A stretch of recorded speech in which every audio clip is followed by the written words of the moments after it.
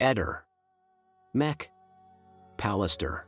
Venerdì 24 novembre. Oggi è Cristo Re. La frase del giorno è: vissero infelici perché costava meno. Accadde oggi 24 novembre 2009. Lea Garofalo, collaboratrice di Giustizia, viene rapita a Milano e viene data alle fiamme a Monza qualche giorno dopo.